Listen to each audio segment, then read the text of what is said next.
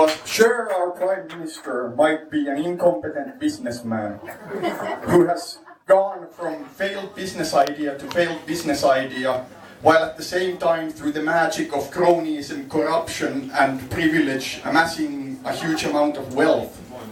But at least he doesn't have small hands. But as I've sunk deeper into these conspiracy theories, I've become less and less certain of the existence of the world outside Finland at all. Because like whenever I go to foreign places, I get into an airplane, I'm conveniently taken above the flight cover and I just land.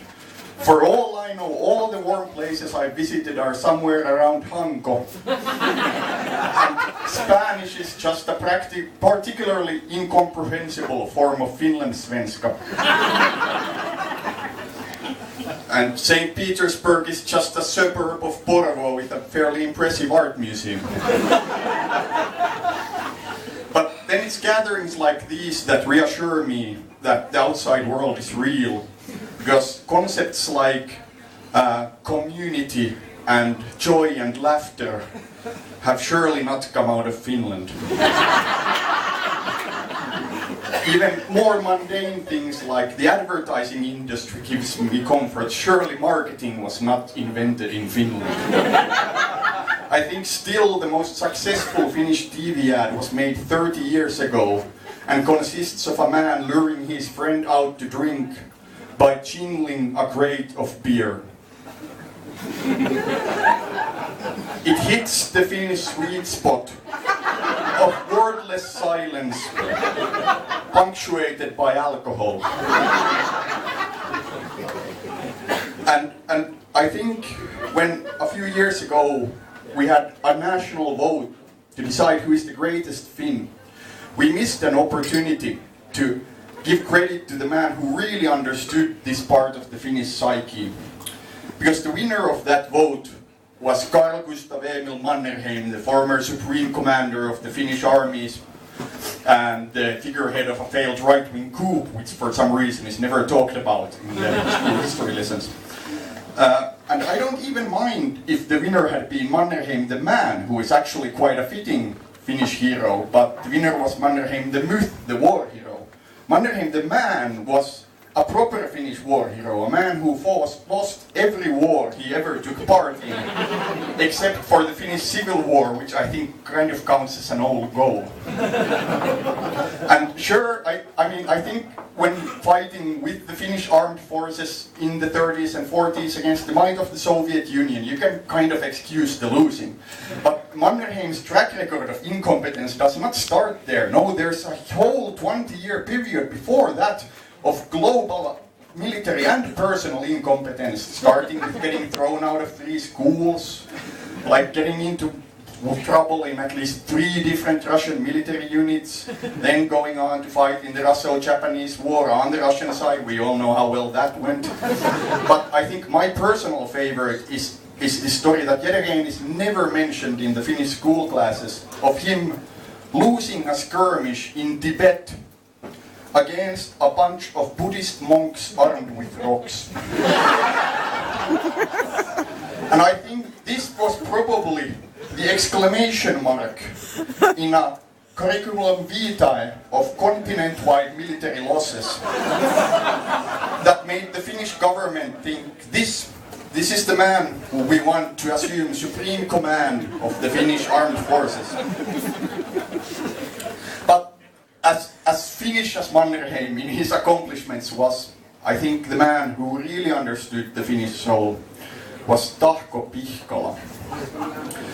Because Tahko Pihkala looked at baseball, a sport that is already considered bloated and boring by most of the world outside the US, and he thought, this is too fun. But we can fix it. We can make it pesäpallo. And we can use it to train our youth to be warriors. Which might, to us lay people, sound like a weird connection to make, but you have to understand that Tahko Pihkala was close with Mannerheim. So undoubtedly he knew the full military potential of a hurled rock.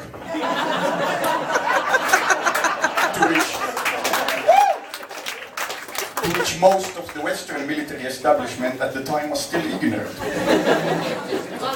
I can't help thinking that if Europe had spawned more Mannerheims, the history of colonialism would look very different.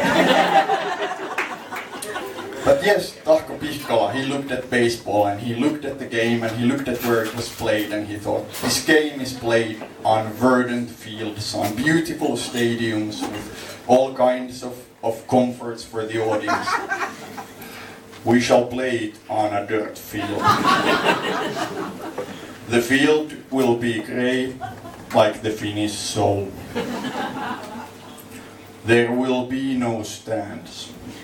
Or if there will be stands, they will consist of 2 wooden planks with no cover for the rain. He looked at the equipment the game was played with. He looked at the iconic baseball, white leather with its iconic stitching, immediately recognizable throughout the world, and he thought, this will not do. Nobody will be able to figure out what our ball is made of. But it will look like the hairball a creature from beyond the abyss has spat out after choking on Donald Trump's wig.